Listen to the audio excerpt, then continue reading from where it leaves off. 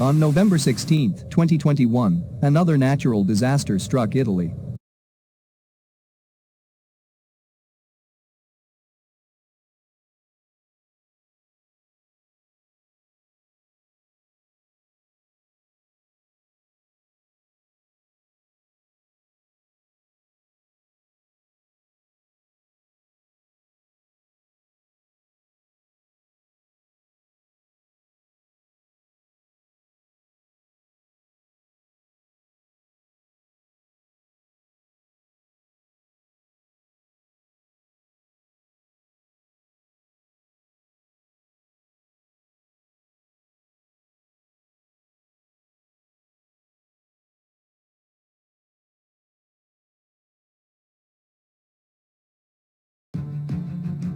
Families in Holly Township say their homes and yards are flooding thanks to a mobile home development. And now they're worried about the safety of their drinking water as well. 7 investigator Heather Catallo headed to that neighborhood to show us how, despite several state and county agencies being involved, no one in the township can seem to get any answers. This is the river that flows through our backyard. Neighbors along Falk Road in Holly Township have had it. It's almost 12:30 at night. This has been going on all day long. They say ever since the Holly Hills mobile home park across the street started expanding earlier this year, their yards and basements have started flooding. We had to replace the carpet, the walls, everything. I cry almost daily about this. It's ruined my life. Nobody seems to listen to us. This has been going on for 3-4 years now, hard. We had a couple rain events where the water was up to the top of the sandbags and did breach my basement. Mark Taylor and his wife Stacy have been fighting for answers from every level of government ever since they found out that Holly Hills was planning to expand from 242 units to at least 434 units. One right back in there, tearing down trees again. One over here, excavating. But the Taylors and their neighbors say so far no one will stop the expansion, and they say it's ruining their properties. They already just clear-cut 30 acres of forest over there. All that water and that wetland, the retention, all the trees that were retaining that water, they're not there anymore. It's ending up in our homes. Wetlands play a major role in preventing flooding. But Yes Communities, which owns Holly Hills, seems to have ignored some of the state's rules on wetland protection.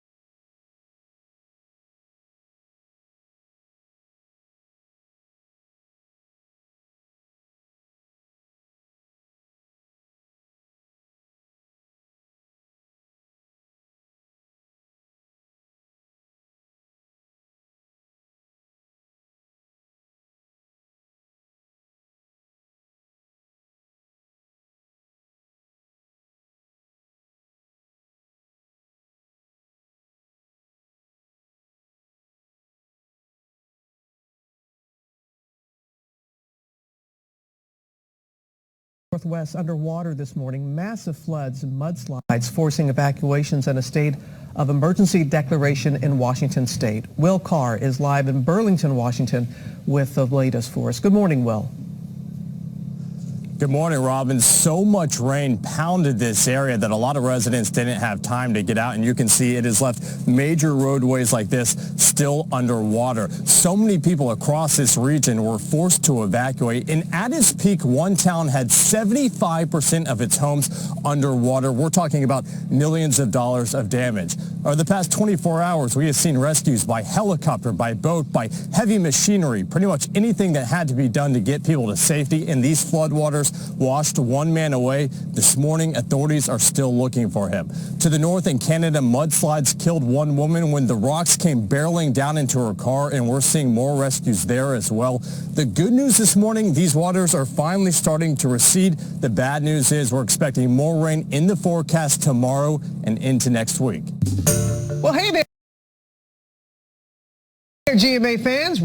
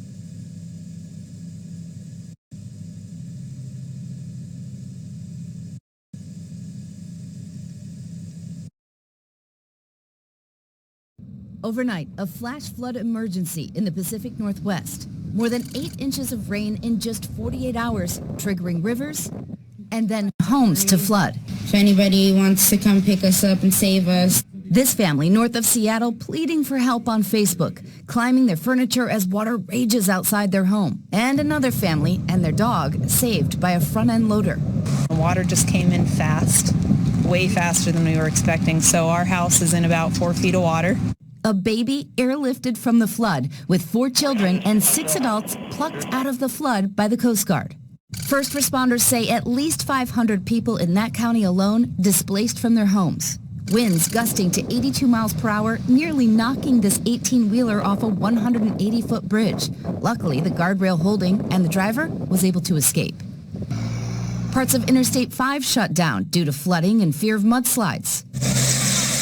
And just across the Canadian border, hundreds of people, including 50 children, had to be rescued after 2 mudslides left them trapped on a highway between 2 debris fields. Here's the good news. Skies have dried a bit.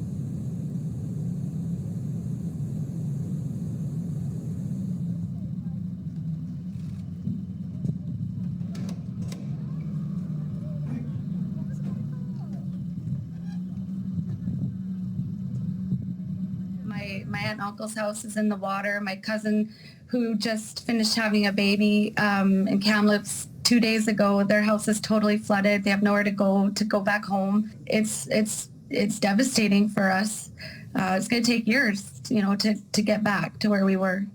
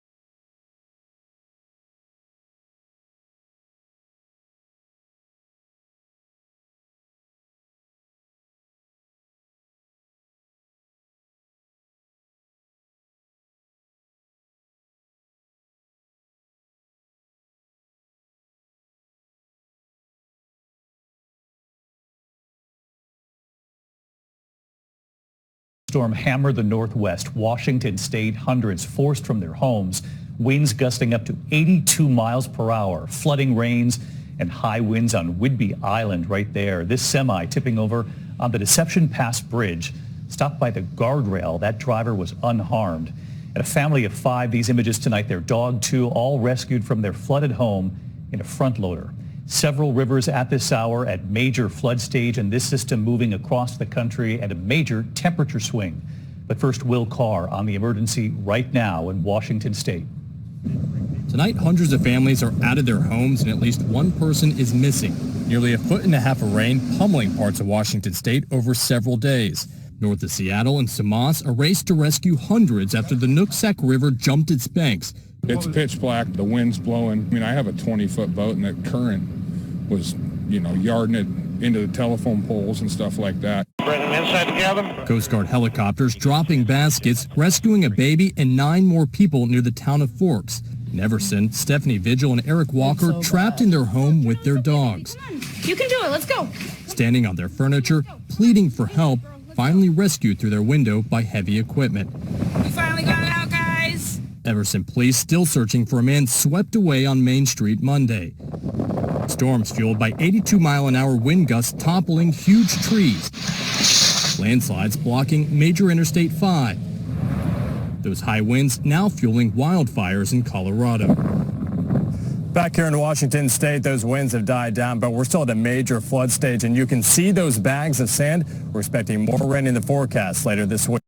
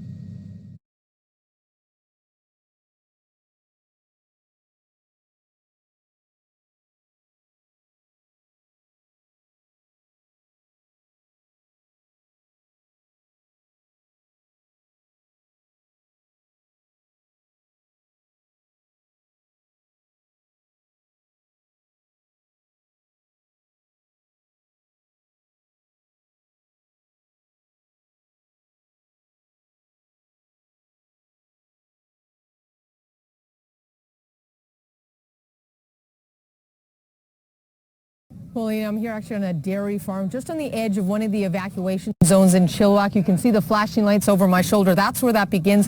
This road has seen a steady stream all day long of farmers and animal trailers in and out, back and forth, desperate to try to get their animals off of their properties. They are being taken to farms all throughout this region. Other farmers who've been stepping up and saying, yes, like here, please bring your animals here. We can take them. Some animals even being taken out on boats at this point. These farms are among the hundreds of homes in this region that have been evacuated, sending thousands from their homes. This family thought they had made it out before the floodwaters. Just packed up the vehicles and started coming out, thought we could get to a hotel somewhere. When we got across the bridge, we found we couldn't go anywhere. Instead, it was a long night in the car with the kids waiting for rescue. Just trying to calm them down, tell them that everything's going to be safe. My wife's a little distraught knowing what might happen with the house, flooding. But theirs was one of the less dramatic rescues around the Fraser Valley. People were going off the side of the road. We had cars flipped over. A situation where we had, one member had to throw in a life jacket and swim out or wade out towards a car that was overturned to bring someone back. And that was just almost on a regular basis for about 2 hours there. Police rescued people from 5,000 cars stranded on the Trans-Canada Highway overnight. Now it's somewhere under all this water, preventing anyone from heading west into Vancouver, while landslides in the other direction on the highway are stopping anyone from going north to Hope, another community completely cut off. We have approximately around 2,000 extra people in the area.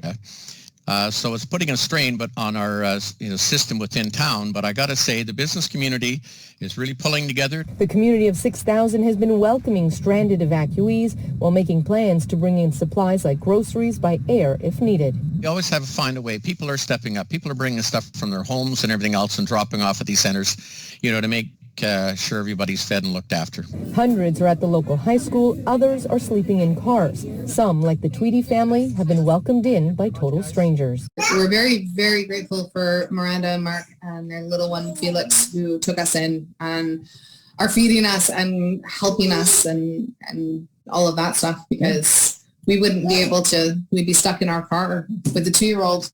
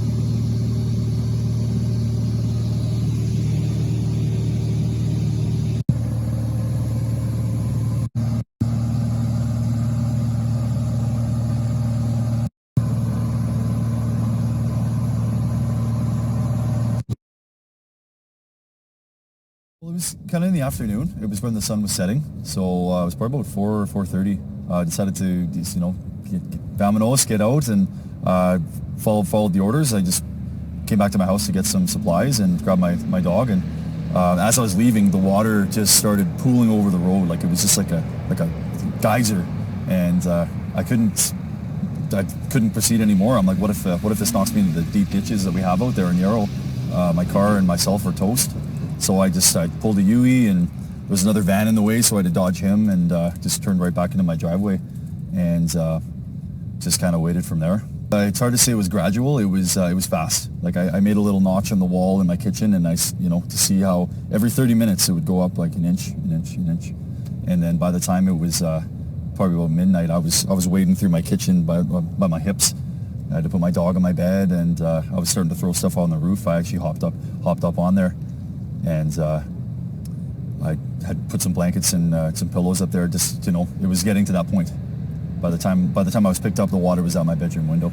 I grew up in that house, and so used to the nicer times and stuff. Little did I know I'd be looking back at it with it 70% submerged underwater. I'm reading that the pump station is going to break, and the Fraser River is going to come flowing through and join forces with the water power. And I thought I was going to die. My dog's never swam. He's a big Bernese mountain dog, and for him to be struggling in the water, I'd probably go with him.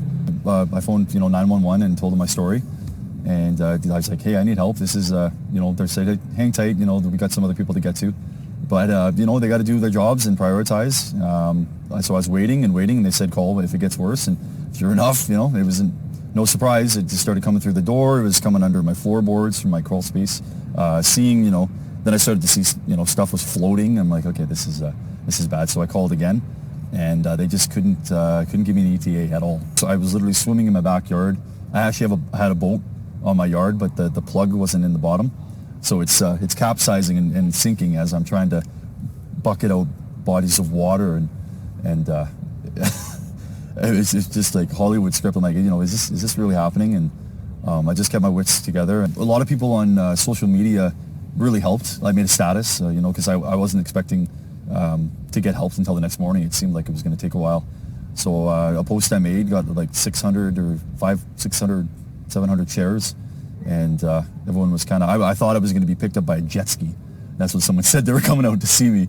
And by 3:30 a.m., I heard a boat motor, putting down the road, or down the lake, I should say, and I kicked my window open and I was flashing my flashlight and just, yelling, and they turned around and they slowly putted, and we grabbed my house to maneuver the boat to my window, and then from there I had to throw my dog in, and they were really good with them, and I jumped in too, and right out of my bedroom window,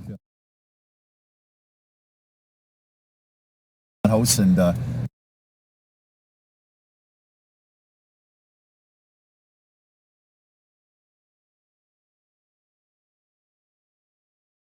Good evening. Overlapping emergencies are once again overwhelming the people of British Columbia. Late today, the provincial government made the declaration official, and tonight, urgent reinforcements are en route for the escalating flood disaster. The Canadian military has now deployed 300 troops to help in the evacuation efforts, while another 4,000 are on standby ready to go. A critical contingent as conditions deteriorate for cities and towns underwater. We begin tonight with Bill Fortier in Abbotsford and some remarkable rescues. Bill. Lisa, hundreds who were stranded have been rescued over the past couple of days. Some of them are sharing the remarkable details of those rescues. A stretch of Canada's national highway is underwater. What's left has become a dock, where volunteers with boats launch rescue operations. Yeah, I figured it was kind of hard to sit at home and not do something with this going on. At least 200 have been plucked from their homes and taken to safety by water and by air. It's good to be still breathing. I'm super happy that my dog's okay. One of them is Jordan Youngma. This is unbelievable. He was nearly submerging cars, and water is flowing right into homes. This group is trying to check in on a family member they haven't been able to contact, 67-year-old Harban Sandhu. I think we can make through between the highway there. The family home is surrounded by water, and they're concerned for his safety. He's still there, and we have few cats in there, so we're trying to see if they are still there.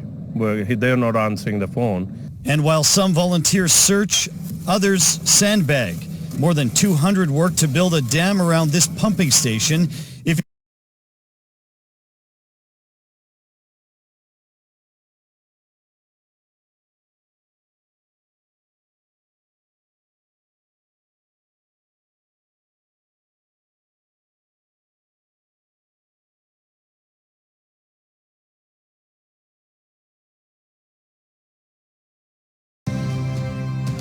Good evening and thanks for joining us. We begin tonight with the devastating impact of the extreme weather in BC. Thousands of people are out of their homes. Highways are completely washed away. And tonight there are reports multiple people may have been killed, swept away in mudslides. Eyewitnesses had told police they saw people in vehicles caught in this, a wall of mud and trees cascading down the mountain and across Highway 99 north of Pemberton, BC. Search and rescue teams are still on the scene, and the RCMP confirm a woman's body has been recovered. The scale of the flooding is unprecedented. This is Abbotsford in BC's Fraser Valley, the Trans-Canada Highway completely submerged. And the water is still rising. This morning, 1,100 people there were told to leave their homes. Merritt, a city of 7,000, is still underwater. A month's worth of rain fell in 2 days. In the town of Princeton, floodwaters broke through a natural gas line, cutting off heat to hundreds of homes, and temperatures are set to plunge below freezing. This is what's left of the Trans-Canada Highway and the rail line through the Fraser Canyon. And this is the Coquihalla Highway, a big section completely severed. Provincial officials say the highways could take weeks, if not months, to repair. We have extensive coverage tonight, beginning with Robin Gill and that deadly mudslide.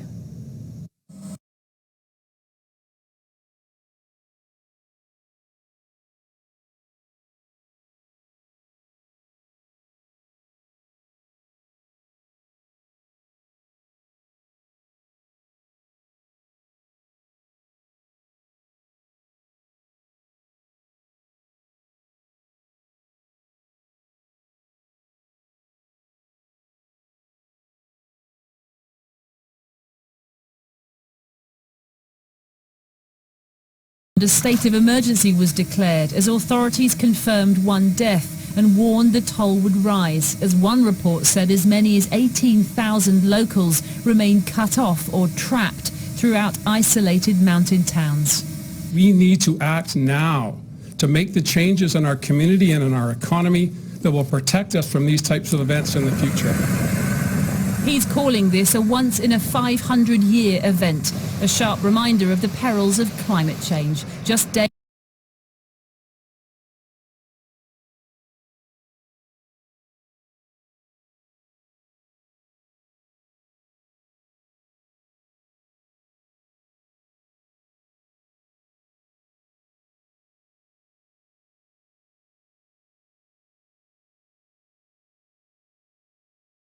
from the Malahat Highway on Vancouver Island with newly formed waterfalls to the Othello Tunnel, where the water is so intense there are fears this bridge might get washed away. Then there's the Coquihalla Highway, which is the main artery to connect Vancouver to the rest of Canada, that is completely washed away in some sections. And then there is Merritt. City of Merritt, underwater. The entire city has been evacuated with no word when they can return home. We are seeing significant rain-induced incidents such as mudslides and flooding in the southwest and central regions of the province. People in Merritt, Princeton and areas along Highway 7 and 99 and the Coquihalla are seeing the worst of it. Joan Shackley says she has never seen this type of flooding in all of her 74 years. Her First Nation of 7,000 members is just outside of Merritt, and it's now completely stranded because all the bridges have washed away. I came back to check out the bridge, the main bridge that takes us onto the highway, and I was only there 20 minutes, and I've seen this side of the bridge collapse. The cell phones are not working, the hydro is still off, and nobody can use their cell phones because there's no Wi-Fi. We got no way out. Hundreds of people have been trapped in their vehicles because of the mudslides, and some are finding refuge in the town of Hope, where there are reports of low amounts of food and fuel. They've also had no power for a few days. Mandy and her sister Carly were a few of those that were left stranded. They were in the midst of moving to Richmond from Saskatchewan when they encountered the storm just outside of Hope. They joined us by Facebook video. It was pretty long. We thought it was only going to be a couple hours that we're going to be sitting in the car, and then I went to bed. Luckily, we had our blanket because it was cold. She had to shut off her car for like the entire night just so our battery wouldn't die while we were sitting in a long lineup. It was raining like the entire time. And that experience turned into sleeping in this small car for 2 nights.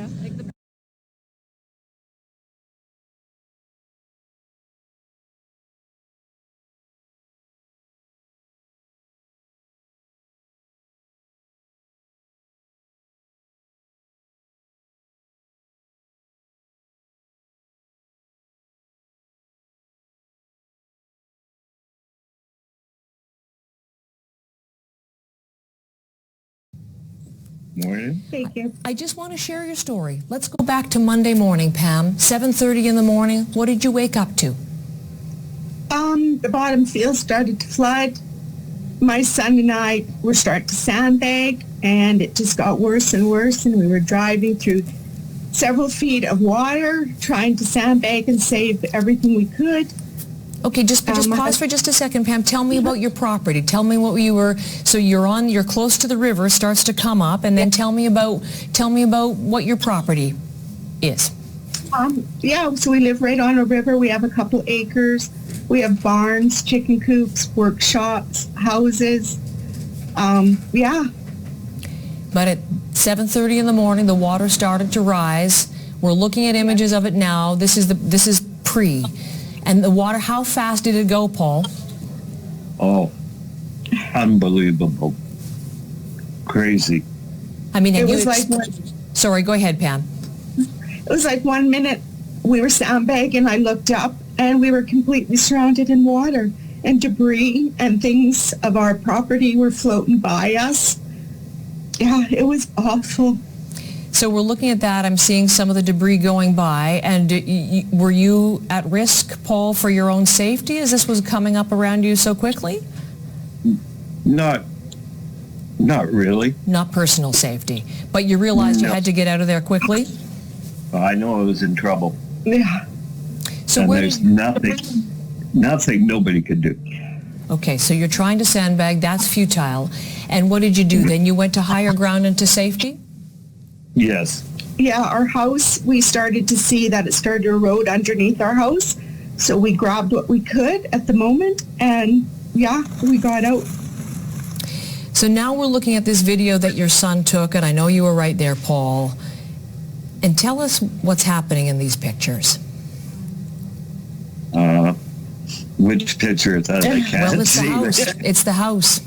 Oh, yeah, it just started collapsing. The front part that faced the river, the floor went. So I entered the house stupidly, and I looked down the stairs, and all I could see was river, and it was flowing. And then we saw a couch go by, and we go, well, don't need that anymore. And it just, yeah. And then a big crack. And you got out. And then it went. Oh, God, yeah. You got out, and then it went. And then where did it go? Gone. Just gone. You watched your house float away? It went under. The river just took it under and gone. Within seconds. Watching that disappear in seconds, I mean, it wouldn't have even seemed real. Tell me, no. Tell me about watching that in that moment for you.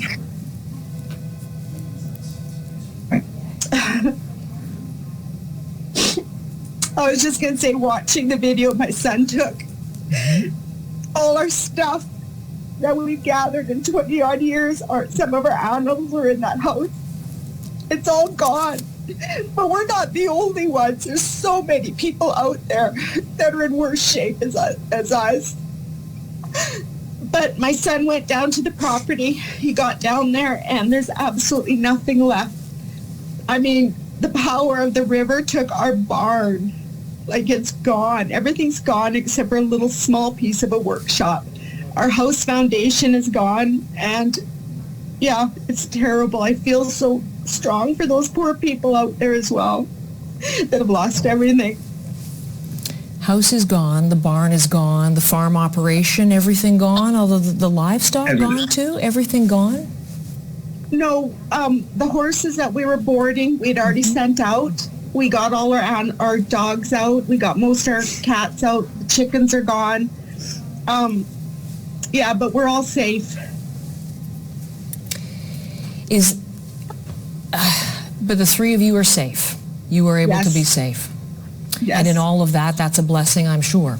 Oh. Absolutely. Yeah. So where are you now? Where are we speaking to you now? We're at my dad's house, just camped out here with 3 dogs, and he's been generous to let us stay. My son's been surfing because we've got 3 large animals that used to look after our property. So it's hard for 3 large dogs to go somewhere. And we've had people generously offer us clothes and food, and my husband's bosses are going to let us stay at a trailer on their property. So you have a place to go. I was wondering that. What are you thinking about? What are you going to do? What are you going to do now? Well, Merritt's basically shut down, so we're just relying on our family and friends to clothe us and feed us. Yeah. You know, I've been thinking this morning, and even saying it this morning, that I think we are far away from your part of British Columbia. We don't have a real grasp on how serious this was.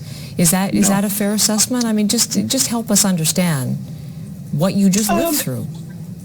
Yeah, like, it was devastating. I thought we were going to lose our lives trying to save our own property.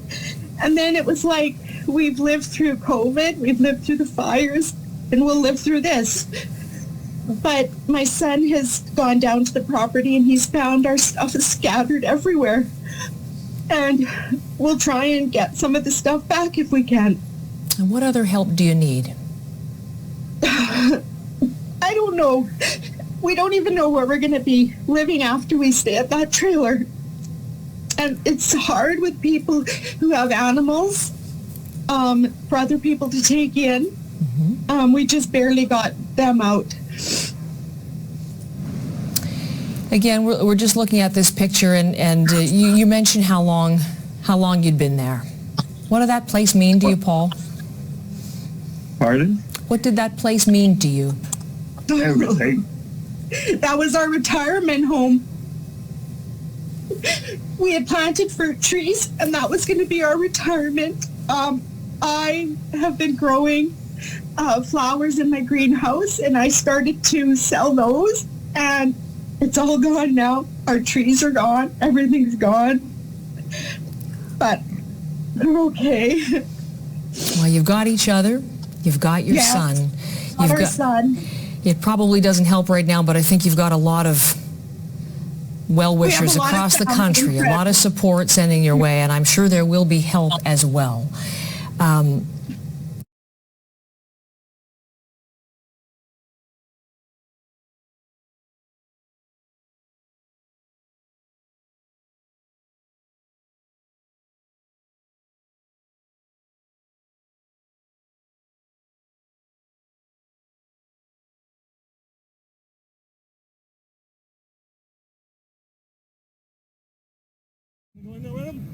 Yeah, go in there with him.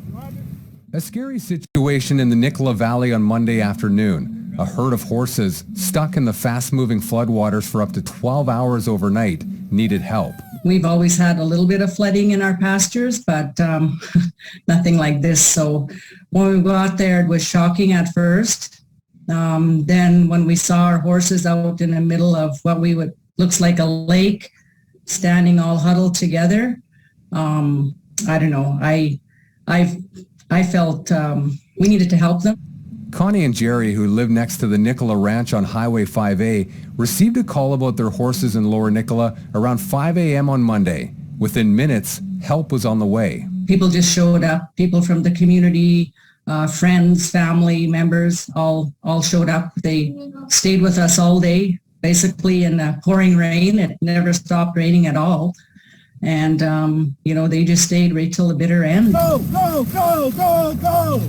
Among those who came to the horses' rescue was Hank Chilahitsia, who shot the video. He jumped into a motorboat to try and get the horses moving at first, a difficult task with rushing water. Right where the water was mainly going down, it was at least 60 kilometers an hour, at least. I can't even tell, it was going so fast. Just once we hit it, we were gone.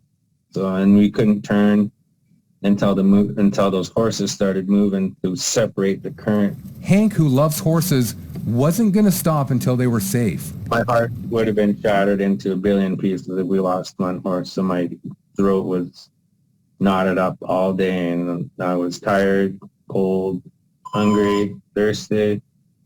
But I wasn't going to have anything to eat until those horses were on dry land. Finally, they got the horses moving and up onto dry land, a relief for Connie and Jerry. All 29 horses were accounted for and are doing well.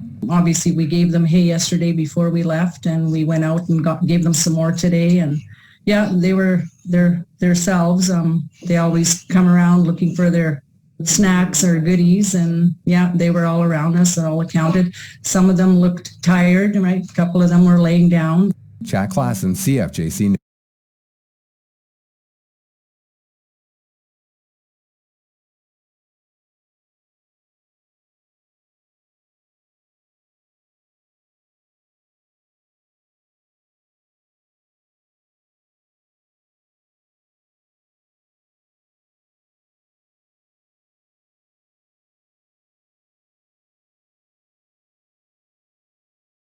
breaking news in Abbotsford, British Columbia. The city is telling all people who live in the Sumas Prairie area of that city to evacuate immediately. This is across the Canadian border to the north of Sumas, Washington. The city says the water is now shut off in that area because of a water main breach. We'll keep you posted. Well, just 15 minutes south, the town of Sumas, Washington is not under any threat right now. Tonight, the town is working to restore power. If you're headed home soon, be sure no outlets or appliances are submerged and plugged in. If so, turn off your circuit breaker. Also, be sure heating ducts are not full of water before you turn on the heat, and also throw out any food that has gotten soaked. Earlier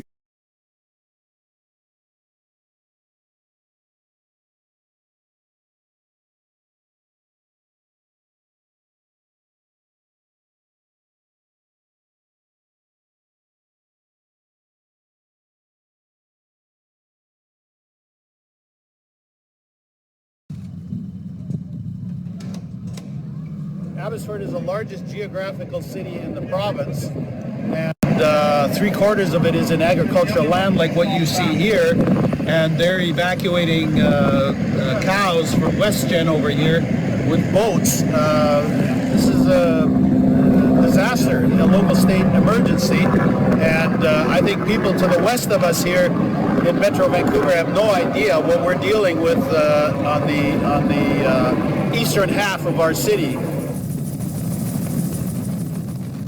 When I see calves that are underwater that they rescued and threw in the boat to save them, I mean, on one hand it breaks my heart, but on the other hand, I'm just so impressed with our community, our farming community, and how they come together and help each other, and that's what they're doing. And so I'm proud of our community and how it's handling, but we can't handle this all by ourselves. We need to get some more help here from our province.